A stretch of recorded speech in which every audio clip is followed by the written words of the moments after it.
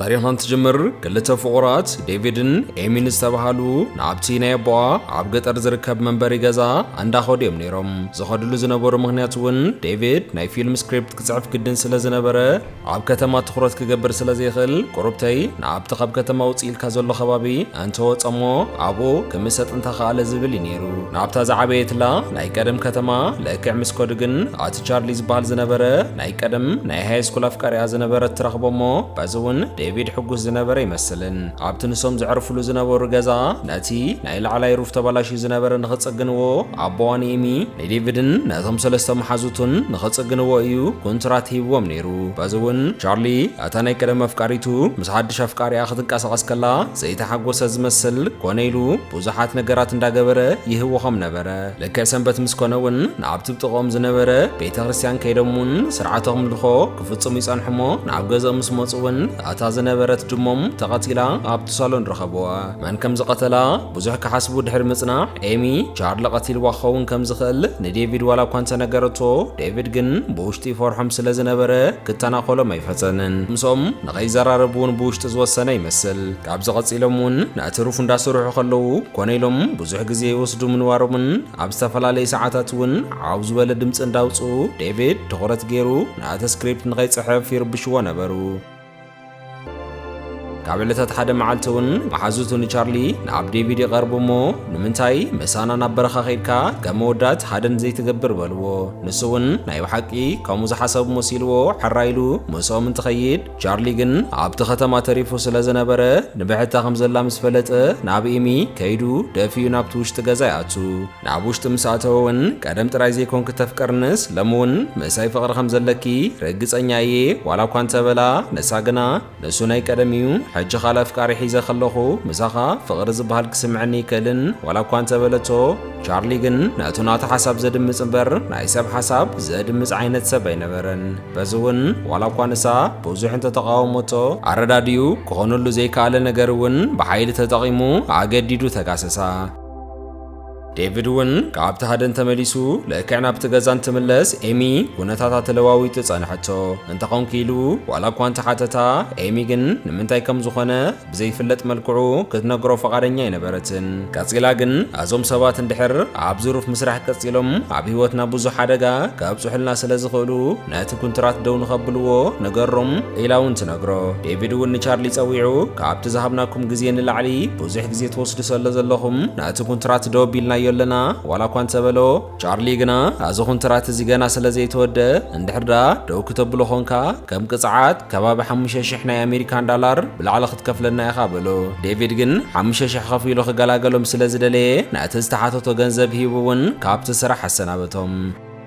ኣብቲ ዝቕፅል መዓልቲ እውን ኣብታ ከተማ ዝግበር ዝነበረ ናይ ስፖርት ውድድር ንኸሳተፉ ኢሎም ኩሎም እቶም ነበርቲ ንዴቪድን ኤሚን ሓዊሶም ኣብቲ ስቴድየም ተረኺቦም ነይሮም። አንደበት ግን ናቲ ስልጣን ዝነበረ ጓሉ መስቲ ኣብ ጥቓ ዝነበረ ሓደ ዝለመደቶ ወዲ እውን ቅድሚ እቲ ፀወታ ምጅማሩ ንምንታይ ኣነ ንስኸኒ ብሕትና ጽቡቕ ግዜ ዘይንሕልፍ ኢላ ናብቲ ውሽጢ ቦታ ሒዛቶ ተኣቱ። ኣቦዋ ግን ናታ ምጥፋእ ስለ ዘተሓሳሰቦ ንኽደልያ ኢሉ ናብቲ ውሽጢ ልክዕ እንትኣቱ ንኸይረኽቦም ኢሉ ስለ ዝፈርሐ እውን ድምፂ ንኸይተውፅእ ኣፍንጫን ኣፋን ዓፂዩ ሓዛ። ንንውሕ ዝበለ እዋን ግን ከይተፈለጦ ክልቲኡ መተንፈስያ ዓፂዎ ስለ ዝነበረ ኣብ መንጎ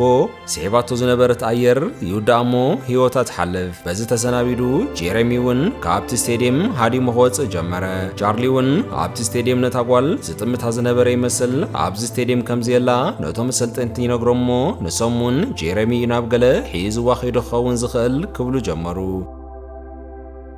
ኤሚ እውን ብዛዕባ ኣብቲ ዝሓለፈ እዋን ቻርሊ ዝተጋሰሳ ቦሙራ እንዳመፀ ይርብሻ ስለ ዝነበረ ካብዚ ስቴድየም ሒዝካ ንውፃእ ኢላ ንዴቪድ ተሓቶ። ዴቪድ እውን በቲ መኪና ሒዝዋ እንዳኸደ ብቕልጡፍ እውን ናብ ሎስ አንጀለስ ክምለስ ይደሊ እየ ምስ በለቶ እንታይ ደኣ ትብልለኽ ኢሉ ሰንቢዱ ናብኣ እንዳረአየ ከሎ አንደበት ንጀረሚ ኣብቲ መንገዲ ሃርሞ እሞ እግሩ እውን ብኸቢድ ተሃሴ። ናብ መኪኖም እትዮም እውን ኣምቡላንስ መፅያ ንኽትወስዶ በቲ ናይ ሬድዮ ርክብ ገይሮም ፀዊዖም ናብ ገዝኦም እውን ሒዞም መኸዱ ጀመሩ። በቲ ናይ ናይ ሬድዮ ጠሊፎምን ኣምቡላንስ ከም ፀውዑም ጀሬሚ ምስኦም ከም ዘሎን ዝፈለጡ በዓል ቻርሊን ኣቦኣ ነታ ቆልዓን እውን መኻይኖም በጊሶም ናብ እንዳ ዴቪድን ኤሚን ኣምርሑ ኣብ ገዝኦም በፂሖም እውን ዋላ እኳ ክፈቱና እንተበልዎም ዴቪድን ኤሚን ግን ክኸፍትዎም ኣይከኣሉን ኣቲ ሸሪፍ ፖሊስ ናይታ ከተማ ከይተረፈ መፅዩ ክፈቱኒ እንተበሎም ስለ ዝፈርሑ ክኸፍትዎ ኣይከኣሉን ኣብዚ መንጎ እዚ ነይሩ እቲ ሸሪፍ ሓይሊ ንኽጥቀሙ ከም ዘይፍቅደሎም ምስ ፈለጡ በዓል ቻርሊ ብጥይት ገይሮም ነቲ ፖሊስ ቀተልዎ ብድሕሪ እዚ እውን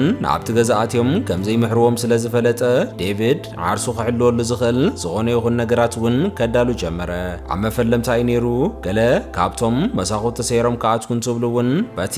ኣዳሊዎ ዝነበረ ንናሃደን ዝጠቅም መፃወድያታት እንዳገብረ እውን ኣብ ኢዶም ንገሊኦም እውን ኣብ እግሮም ሓደጋ እንዳብፅሐ እውን ንኸይኣቱ ክከላኸል ጀመረ በቲ መኪና ገይሮም ነቲ መንደቕ ሃሪሞም ሰይሮም ዋላ እኳ ከኣትዉ እንተፈተኑ በዚ ክሳኽዐሎም ስለ ዘይከኣለ ግን በቶም መሳኹት እንዳገበሩ ክዘሉ ጀመሩ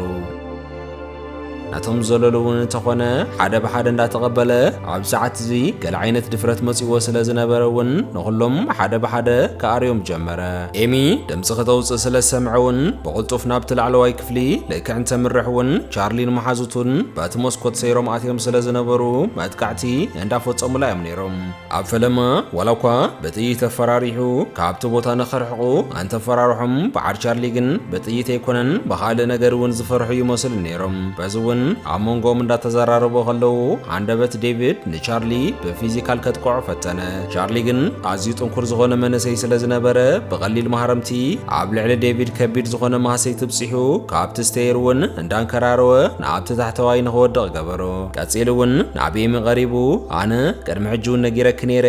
ኣነ ናትካ የልኪ እንድሕር ዳ ኣሚንክለይ ካብ ዝኾነ ይኹን ሓደጋ ክሕልወክ ይኽእል እየ ናትካ የልኪ ምዝራብ ጥራሕ እዩ ካባኸ ዝፅበ እንዳበለ እውን ንኤሚ ይዛረባ ነበረ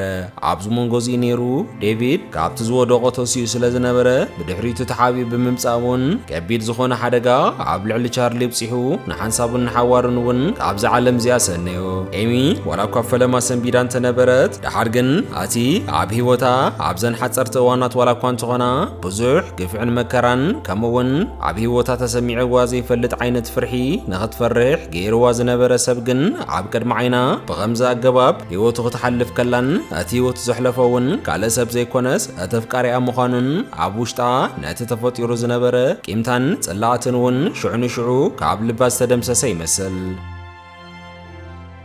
لما عن تحزلكم زمصاخ تاريخ نزيات مثل نيرا حدشتي ناي تجرينيا ريكاب تخاتل تزخونكم ون نعب تجرينيا ريكاب channelنا سبسكرايب بمقبر عبال بيتساب يخون ندابل كخف ليكم عبقت صالي بخال تاريخ سابن الراخب كلهم بابزلهم سسنا يكون ليكتونكم سلام